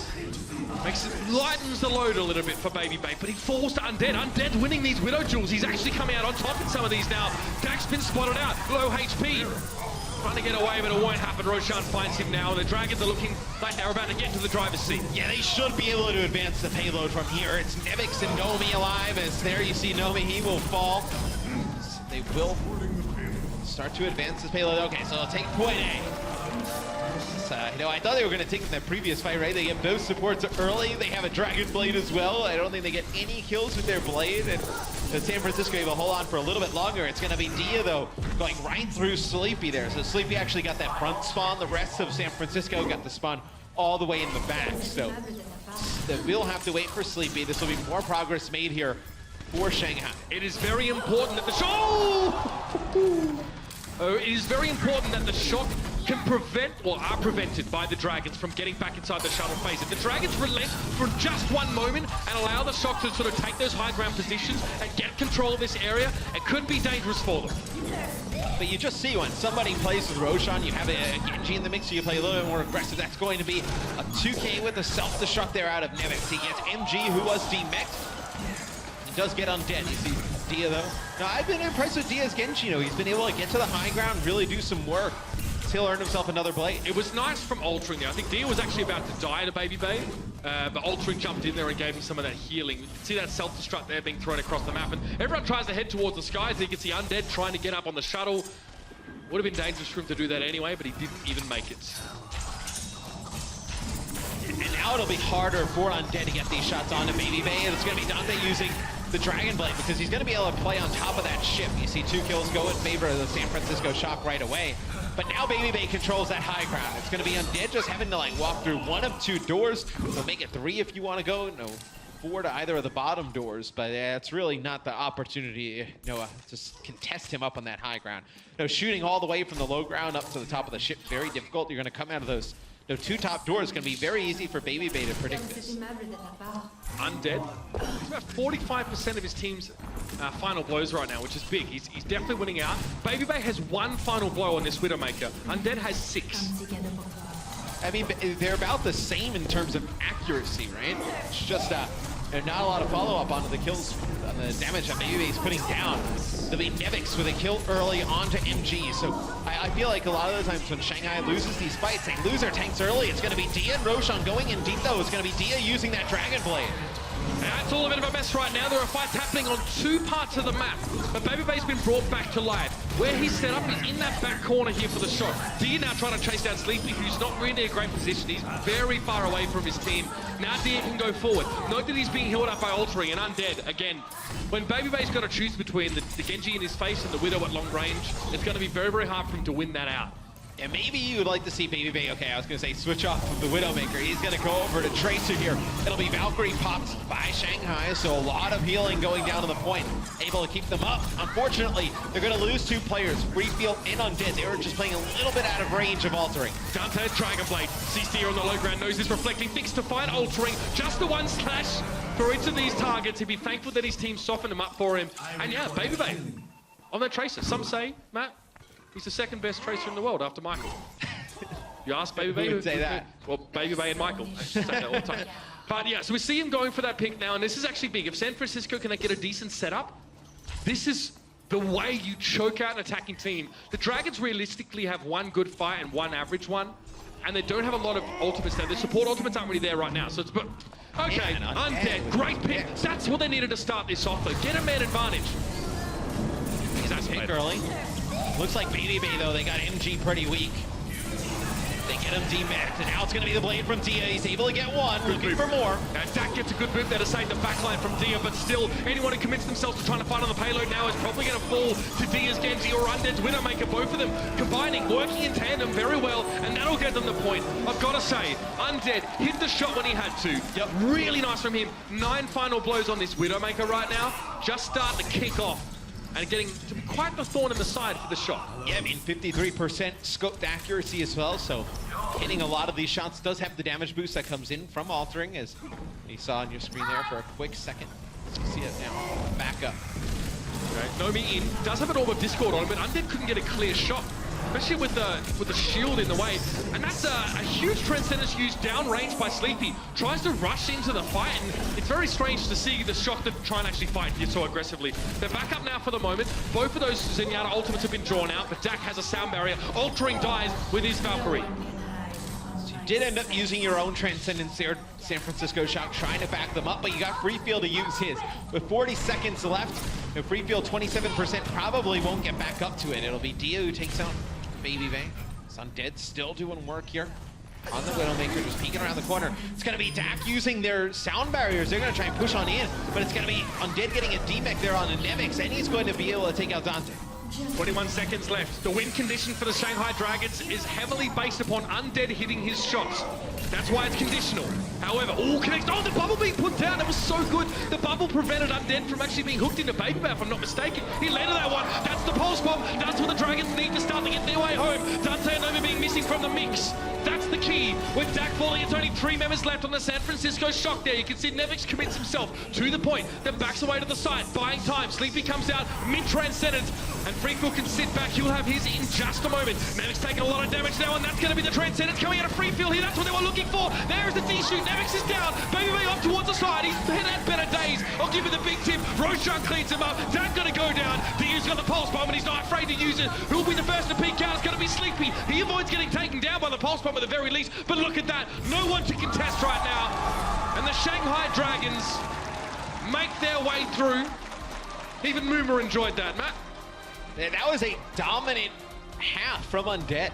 22 limbs, 12 final blows, really won the Widowmaker battle against Baby Bay, and there towards the end. So difficult. Baby Bay switches over to Roadhog, and at that point you have Roadhog and Dante playing Tracer. You have no opportunity to challenge Undead up on that high ground. Pulse bomb, Dia, I mean, we're going to see it right now. He opens this up. I was midway talking about Undead being kind of the win condition, because prior to that he had been on this map. 12 final blows for him, but for Dia, it's been 9. A very solid Tracer performance from him. And you saw Roshan able to stay alive as well. Roshan, only 5 deaths there, same exact amount as Nomi, but more than double the eliminations. Big difference, isn't it? Big contribution all around. Yeah, not afraid to get his hands dirty, old mate Roshan. We've seen that. So now, we rotate back around, and Undead's starting to feel a little bit on that Widowmaker. There's a lot to be said for not changing something that your enemies can't really respond to. The Dragons get the map done with no time made, which is a decent effort, because Gibraltar is one of the longest maps in this game in terms of escort distance. It's hard to finish it, in time sometimes. So Shanghai will play Dia on Tracer here on defense. I really liked what we saw from his Genji there in the first half, and you think you could play the same exact composition that the San Francisco Shock played, right? You can play that Genji, Widowmaker, and you can just play for that high ground, right? You can really force Baby Bay into some difficult spots, and especially with Undead winning that Widowmaker battle in the first half, right? If you put even more pressure on Baby Bay, you're able to win that. Maybe you're able to put up a very good hold on point A. Altering will be playing Ana here, so very interesting. Usually you see when Widowmaker's in the game, Mercy come through, but it'll be Ana Zen here. Yeah, I mean, Undead's going to be expected to be able to complete these kills much on his own. Perhaps, again, he opens up with the first shot, and then the rest of his team capitalizes, or Dia runs in and sets it up. Oh yeah, you expect Mercy. Well, you usually would see Ana Zen if you're going to play like a 76 and sit in the server room, right? If you're going to play the Widowmaker up on the high ground, Ana is a fairly easy target for some of these Widowmakers. They could be, yeah, I mean, it's interesting. I guess Undead's going to sit up there with the Ana. There's some peel for the dive. There's a Bionade. There's obviously a sleep dart there. It's a little bit different. It's a slight variation, at least on the theme that we've seen before. Baby Bay not getting too aggressive here. You can see, again, if he steps up where Dante is standing and he doesn't have his grappling hook on cooldown, he might get jumped on. That could have been a big shot there. Freefield, perhaps a little bit overextended from that high ground position. And you can see where Altering's playing from Baby Bay's POV. He's just playing right on that corner, just darting out, giving some healing to Roshan and crew, and then he's also healing Undead up on that high ground. You definitely tell that Baby Bay's getting sick of waiting for his target to appear. He's just starting to chunk down whoever he sees, but Altering on the other side is, doing the opposite. He's literally trying to cancel out everything that Baby Bay's been doing with that damage. Baby Bay knows that Dia is in there. Dia also knows that he's been revealed. He's not showing himself. Be a nano boost coming out from Shanghai onto MG as he's going on top, trying to do some damage, but it's going to be Dante doing the damage. He's everywhere. Take out 3 players with that Dragon Blade. That's really nice. That was smooth as silk there from Dante. Realizes he didn't really want to try and kill MG up on the high ground, but he looks down. He sees that Roshan was within kill range from 1 or 2 slashes, and he takes that opportunity instead. Very efficient work from Dante, and the Shock will get themselves that first checkpoint. 4 minutes, 42 on the clock. We usually don't see too many nano boosts go over to a D.Va as well. In this type of situation, would usually go over to Roshan as Winston, for the damage mitigation to stay on that point. It's much the same, though, isn't it? I guess. Yeah, I guess it would kind of work as the same. I feel like, we are D.Va, you're just going to play a little bit more, aggressive. We see nano boosts used not really for the damage, more of the damage reduction. You would play them on the point. It'll be Baby Bay opening things up with a headshot on the Undead. That'll be Transcendence as well to keep everybody alive for the Shock. And here's going to be a Transcendence really late for Shanghai, and it's just MG alive, so they're going to get nothing with that Transcendence. See, Baby Bay can't tell if he's playing Overwatch or at a rave right now. All of the colors, but he still manages to complete those 2 kills despite a lot of chaotic action on the high ground, especially that the Transcendence was being thrown in there by Sleepy. But this is where Shanghai would love to have their own Transcendence, right? They use it there when it's only Freefeel, who's obviously the Zenyatta, using the Transcendence, MG and altering alive. Now you don't have it potentially come out here and install this payload. Okay, well, Roshan goes for the butt dive on Baby Bay. Baby Bay's able to get back and continue to smash down MG. Freefeel, no chance of getting out of that one. Dante's still full health here. Dragon Blade's been so good from him this game, really making a difference. And there it is, the slash to finish off MG. The Shock have really not been stopped at all on this map, Matt. Just smooth sailing. If you had that Transcendence, so you probably would have been able to live through that Blade, right? I mean, that's where we see... That's a safe assumption, yeah. That's where we see Shanghai. They play these teams so close, and then there's those little plays, right, where they end up using that Transcendence. Now they don't have one. For the next fight, the other team has Blade. They're able to take that point easy. Where, if they were able to put up a little bit of better hold there, you never know what happens. Do you think holding your Transcendence is a fundamental or a tactical level error? I don't know. I feel like there's so many different layers, right? You don't know what the calls are from the rest of your teammates. If they think they can swing the fight in their favor. Maybe you thought, everybody was coming off a respawn a little bit faster there, and you could use the Transcendence to extend it. So, don't really know. So many factors. Something went wrong. That's all we know. MG and Roshan hugging the corner here as Tank's often doing his position. And Undead there, just getting good damage into Nomi. Roshan with a primer rage. Baby Bay was hoping to reciprocate on Undead's work, but he can't now. His target's far too big and burly. He'll sit back and stay safe here. Roshan now runs out of steam, but not before Dante gets taken down by MG's self-destruct, so there's really not much to be done here for the Shock. Dia going down is a bit concerning for the Dragons. They really don't want to lose him here, but there's not really any way for the Shock to capitalize on that kill. Shock will have their Valkyrie plus Dragon Blade. Freefeel will have his Transcendence this time, though, so we'll see if he can use that Transcendence at the right time. Keep his team topped up through that Dragon Blade. That'll come from Dante yet again. Shock want to finish this map with a bit of time in the bank because both teams are going to have a crack at it a second time. Shanghai Dragons will get a minute. So Dante, that Dragon Blade, I mean, they've been so good so far. If we're looking for an overarching narrative that would sort of dictate how the Shock's been going on this half, it'll be that. Let's see. Dante looking to go in. There we go. Freefeel going to use their Transcendence, and Dante just takes a big step back. Sleepy says, well, do I really need to use mine? I'm not sure. Now it's time. Freefeel just gets completely popped. Ultra and Undead sitting up the back. Dante tries to go in. He's got one more flash. He's got him. No respect. No quarter being offered by Dante. And Baby Bay sitting in the background, picking daisies, getting a couple frags there, of course, off the back of the incredible threat generated by Dante going so deep. And I don't think San Francisco knows Dia is all the way back by the response. So he's going to come all the way from the back and get a touch on this point. He should. You see the contest come through. That is Dia. Now the rest of the members come through for Shanghai. They're going to bring in a Bay. Sleepy, though, deals with Roshan and gets the big DC on MG. What a great time to wake up. Excuse the pun. And that's Undead now falling down. It's going to be Dia there. Again, just trying to crouch up on the point, stay alive. No recall was going to be available. Couple more kills need to come in. Primer Rage would have done the job. And this puts the Shanghai Dragons into dire straits. They should have those straits pretty well charted out right now. You could call them cartographers of the ocean seas. But as it stands, they're going to be about 2.5 minutes behind in time bank when we go back for the replay. Yeah, it'll be 3 minutes and 11 seconds for the San Francisco Shock. And for the Shanghai Dragons, it'll just be a minute. But on a map like this, Mitch, you got to say, with Widowmaker's in play on both sides and how important her damage is, it just takes one pick to just start steamrolling on through. And this is a map where if you get to the shuttle, maybe you get some players split spawning, some players spawning up front, some players spawning all the way in the back. You can snowball it a little bit. And that's the thing, we don't always get to caveat fights where we build up a story based around ultimates and say, look, here's what we're probably going to see. Because in reality, getting the first pick is about, I would say, between 5 and 10 times more important than having more ultimates. Yeah. It really makes a huge difference. So bringing that Widowmaker gives you the ability, I guess you get a power play. Playmaking ability is something that we don't always see in Overwatch because of how strong support ultimates are and tanks obviously being as tanky as they are. Widowmaker picks completely flip fights on their head. San Francisco won't have a Widowmaker on D. Baby will play Roadhog and Nevix. And obviously Nomi will play the other two tanks, so they'll run triple tank here. Dante on Genji. They're going to play aggressively forward with I think they're going to play right under that underpass, right? As soon as the cart starts to go down, they're going to jump right on it. These beefy heroes. Dia, let's see. Okay, so Dia, does he stay with this, or is he going to switch? Right now, just hovering on Doomfist. So he will play Doomfist, interesting. But you don't really think of, okay, gonna go back to this one and switch it up. Maybe he was just trying to get a pick there up in the high ground. I was gonna say, we don't see a ton of Doomfist play on this map. Not a lot of opportunity, well, in the way that a lot of teams play to get those one-hit kills. Was he picking Doomfist expecting like a triple tank setup? But I think if he jumped up on top on the bridge and there were players playing up on top. Oh, no! There's a sick shot though from Undead. Takes out Sleepy.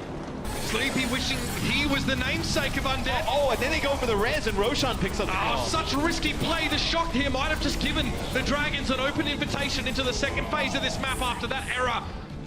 Roshan dealt with. So, I guess the initiation potential being limited here, but Roshan's brought back into the fight pretty comfortably by altering. There's no one there to really pressure that out. And yeah, the shock have to back away and try and shore up their second point defense here. This has gone all wrong. And that's exactly what we're talking about. One kill from a Widowmaker can change the game here, can start your team in the right direction, starting to snowball their way through the map. So Undead was able to take out Sleepy. The follow-up kill comes from Roshan, able to take out Dak. And Roshan does end up falling, but you have your own Mercy to res it. So Free Field getting close to Transcendence here. That'll be the first big support ult that comes online. He is lurking here. Low, being jumped upon. Has to go for the recall now, and he recalled in compromising territory. He's still got a big stick, though. Whether it was Nomi or Nevix, damage was healed up pretty rapidly, so Dia doesn't get anything for it. Free Field getting res. Ultring's getting a lot of resurrect so far in this round. Not suffering much pressure, I guess it's safe to say.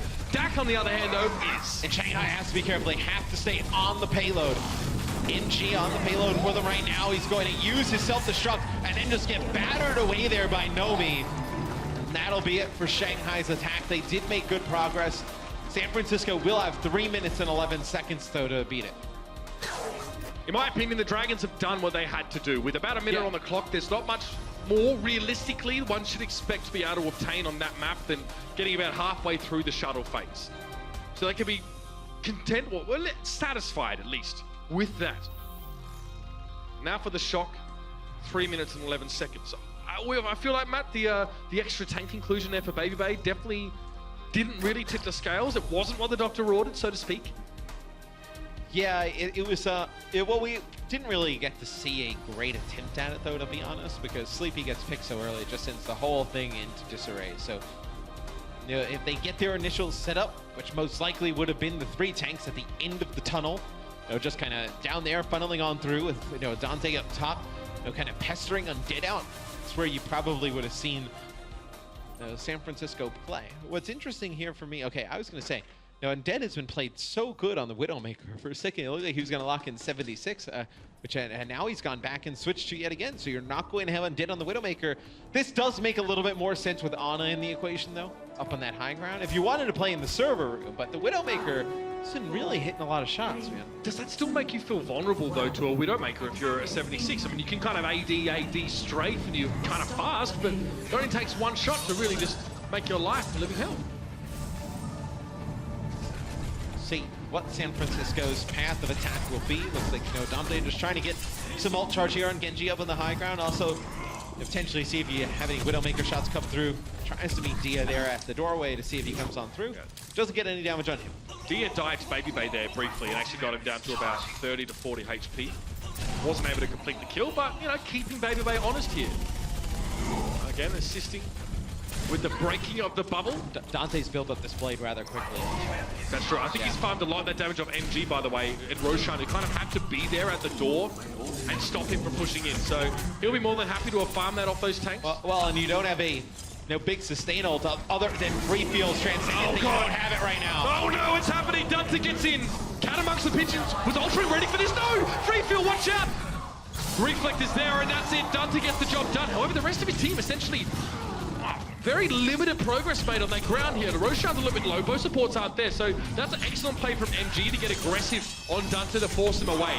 So you see, Dante wanted to hang around. He thought he could have picked up Roshan there. Eventually drops to Baby Bay, though. The cleanup was there. Yeah, and Dead still up on that high ground. You still have MG here for the Shanghai Dragons, so you should be able to contest. You see he's getting a ton of healing from that corner from his Ana. Undead has to be very careful here against Baby Bay, but they do get MG back to the payload to contest, so Shanghai able to hold on. They burned about half of the time San Francisco had. Dia falls over a poison mine on his way through, so definitely doesn't want to take that fight.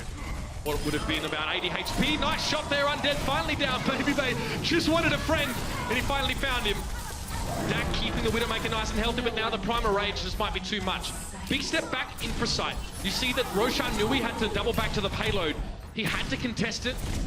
And it means he couldn't go and get the kill on Baby Bay. He's down. He just lands right in front of Sleepy, who just gives him a salvo of orbs to the noggin. And MG chases Dante down, who did have that Dragon Blade yet again. It would have been another big opening opportunity, but there's only a minute left for the Shock here. This has been good from the Dragons to hold off for so long. Tactical Visor. Nomi now just trying to open that field of view up and then go in for the Primal Rage. Impossible for Undead to get out here. Buying the Shock some valuable moments on the payload. There will be another contest here, though, from the Dragons. Yeah, Roshan and Dia will get in to get onto the payload, as you see Nomi just putting down a ton of damage onto Undead here. It'll be the first point unlocked from the San Francisco Shock. They get a clean sweep of everybody here as MG just trying to get away with his life. Needs to get away, can't afford to get demaxed. So this next fight, Undead will switch over to McCree. Altering will play Mercy. They have no support ults. Dante with that Dragon Blade yet again. He's been so good. 15 Dragon Blade kills during this map. Can he pick up a few more to close it out for the Shock? It'll be him and Baby Bay. Baby Bay, previously with only 30% of Undead's final blows, now has equal. So he's really lifted in the last few moments. But yeah, we're looking at Dante. The payload's getting close now. There's no risk, really, and going aggressive here for the San Francisco Shock, and there's no margin of error left for the Shanghai Dragon. That's MG down. Self-destruct to force away. It was an attempt. Something was being done in the background, but Undead wasn't able to shut them down. And then McCree wasn't feeling safe there, and I don't blame him. The Shock make it to 4-0. Yeah, Dante just comes up big here in our final map. 39 limbs, 23 final blows, 16 Dragon Blade kills. Now, the guy, since the end of stage 1, I would say like the final 2 weeks of stage 1 and then now into stage 2, has really elevated his gameplay. He's been playing very good as of late. All over the board there, at least for the Shock. I mean, Sleepy there had an excellent match as well. Quite a couple of opportunities there that he had, that he took, opening up the fight. Early picks across the map. I mean, he's as good as a Widowmaker in some of those instances. And then, of course, we did need to mention the Widowmaker play. Undead looking excellent. Definitely his best Mac on that performance. Baby Bay stepped up, though, in the second half and ended up with more of those final blows, ultimately. Very impressive stuff from the Shock to weather the storm the Dragons brought. They definitely didn't take this one laying down. But that's it for us, Matt, and for the week. Let's head it now over to our desk to break things down and send us off. Thank you so much. Shout out to Uber and Mr. X. Great job on the mic right there. We got to wrap up our day here with our discussion of what happened here in the second half. The Dragons kept it close at times, and I was really excited to see Dia on King's Row. He was bringing out the Zarya once again. We know he's a strong hit scan player, but the gravitons were a little bit off. Let's start here with some of the early grabs. This one impressed me, John. It was a nice graviton, right? And you can see the Diva on the left. He's actually stuck in the wall because of the graviton. So it was a nice little graviton, but then sometimes it just doesn't work out. And that one's at his feet. No one orange inside that grab. I mean, you want to be careful, right? Because the enemy team is playing a Diva, so you want to avoid having your graviton surge Eden, of course. close as well, but again, there's a transcendence in there. What I liked so much about the first one is that they paired it with the Deadeye, so they managed to get kills out of that, which will go through a transcendence. They did have 2 of these attempts, so that was their successful Diva Bomb Graviton combo. They missed it on the final point. You have to think, if that Diva comes out a little bit earlier from MG, Shanghai finishes the 3rd point, and maybe we see ourselves go in a different direction. Instead, it's the Shock who takes King's Row. That map locks it up, but really, the Shock on their final push, very impressive stuff coming in from this squad. Sideshow, I know you wanted to take another look at this final play. What do we want? Yeah, look at the coordination here from the San Francisco Shock. So they know that it's only Roshan's shield that's keeping everybody alive. They throw a Diva Bomb into the back, so he has to turn his shield, and then with his back towards Nomi, the Earth Shatter just ends the whole deal. Can I just see that again? Can we play it again? Yeah, we can hook you up. Warren just said, guys, I got you. It's coming one more time. Let's take a look.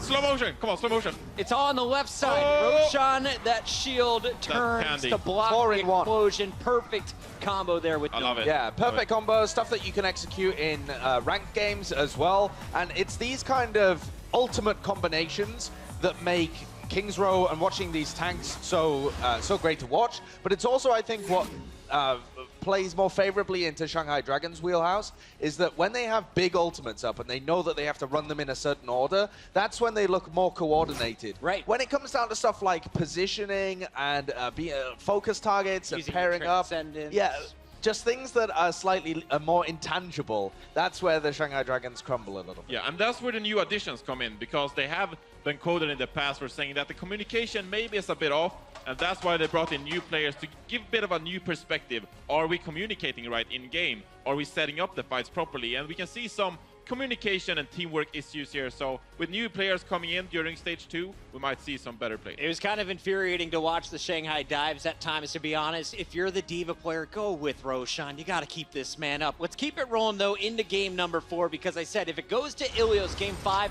I want to see the sniper battle. We had all kinds of snipes. Undead for Shanghai. Baby Babe going off for the Shock. Incredible Widowmakers. What was the difference in this game, though? Because both teams succeeding on their attacks. A very close game here on Gibraltar. Well, I have to say, Dante actually turned up. Baby Bay is very consistent on the Widow, but Dante and his Dragon Blades, he actually had way better stats than Baby Bay throughout Gibraltar, and he had very impressive killing blows, of course, and elimination throughout.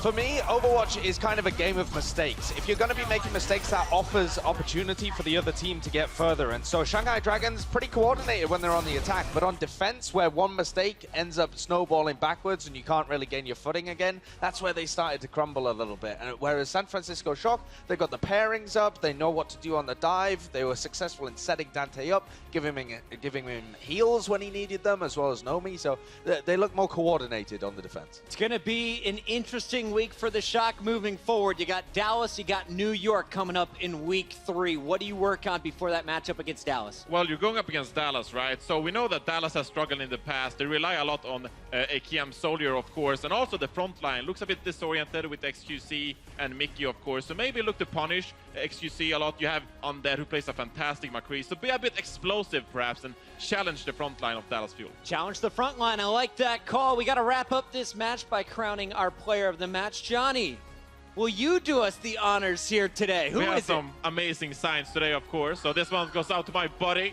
Do you recognize the voice line? He looks Swedish. I'm going to own all these noobs. It's Nevix. Rarely a trash talker. One of his famous quotes. Well, is he's our still only Swedish, right? Player We're of not the famous match. for our trash talking rights, are we? You Swedish boys are so nice. Always smiling. Nevix, though, was just so brutal to the back line today, taking apart the supports of the Shanghai Dragons, protecting his own with the defense matrix.